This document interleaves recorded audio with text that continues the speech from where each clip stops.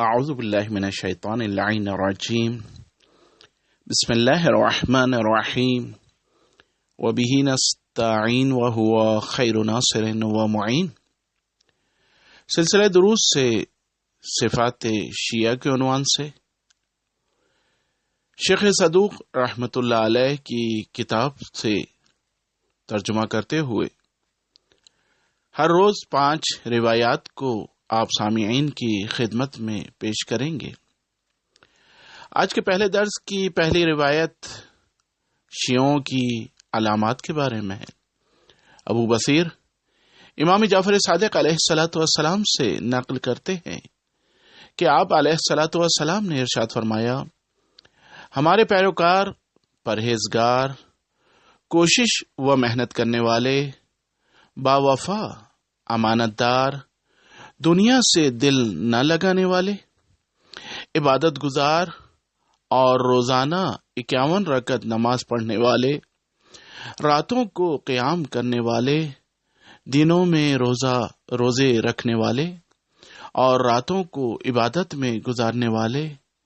اور اپنے مال کی زکوٰۃ دینے والے، اور حج بیت اللہ کرنے والے، اور ہر حرام سے اجتناب کرنے والے ہوتے ہیں۔ دوسری روایت اس میں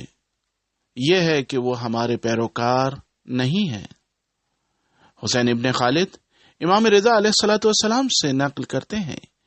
کہ آپ علیہ الصلوۃ والسلام نے ارشاد فرمایا، ہمارے پیروکار ہمارے اوامر کے اطاعت گزار، ہمارے اقوال کو لینے والے اور ہمارے دشمنوں کے مخالف ہوتے ہیں،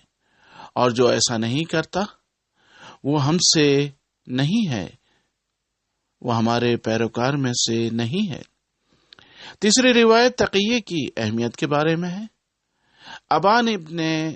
عثمان امام جعفر صادق علیہ الصلوۃ والسلام سے نقل کرتے ہیں کہ آپ علیہ الصلوۃ والسلام نے ارشاد فرمایا،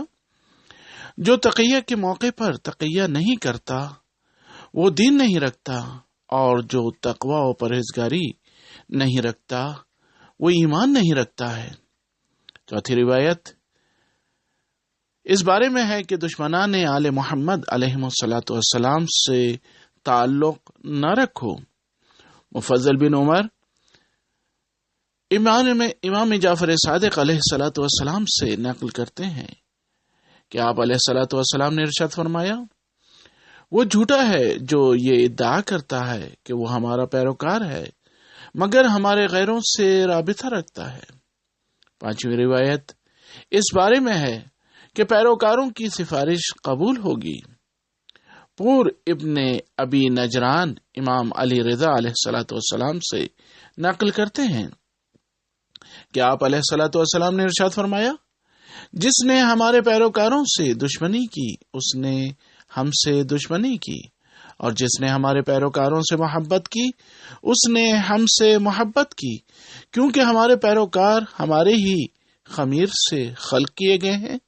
لہذا جو ہمارے پیروکاروں کو دوست رکھتا ہے وہ ہم سے ہے، اور جو ان سے دشمنی رکھتا ہے وہ ہم سے نہیں ہے۔ ہمارے پیروکار ہمارے انوار میں غور و فکر کرتے ہوئے ہمارے گرویدہ رہتے ہیں اور ہماری بخشش کے ذریعے کامیاب ہوتے ہیں۔ اگر ہمارا کوئی پیروکار پریشان ہوتا ہے تو ہم بھی پریشان ہوتے ہیں، اور اگر ہمارا کوئی پیروکار خوش ہوتا ہے تو ہم بھی خوش ہوتے ہیں، کیونکہ ہمارے پیروکاروں میں سے کوئی بھی ہم سے پوشیدہ نہیں ہے۔ اگر ہمارا کوئی پیروکار مقروض مرتا ہے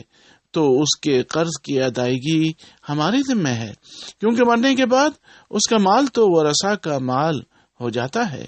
ہمارا پیروکار نماز گزار، حج بجا لانے والا، زکوٰۃ دینے والا، ماہ رمضان کے روزے رکھنے والا، اپنے نبی کی اولاد سے محبت کرنے والا اور ان کے دشمنوں سے بیزار رہنے والا، پرہیزگار اور اپنے دین پر یقین رکھنے والا، جس نے ہمارے پیروکاروں کو دھتکارا وہ اللہ سے دور ہوا، اور جس نے ہمارے پیروکاروں پر اعتراض کیا اس نے اللہ پر اعتراض کیا کیونکہ یہ اللہ کے نیک و برگزیدہ بندوں کا گروہ ہے۔ اللہ کی قسم، ان میں سے ایک کی شفاعت بھی اللہ کی بارگاہ میں عرب کے 2 قبیلوں کے مقابل میں مقبول ہوگی، اس مرتبے کی بنا پر جو وہ اللہ کی بارگاہ میں رکھتے ہیں۔ وآخر دعوانا ان الحمد للہ رب العالمین۔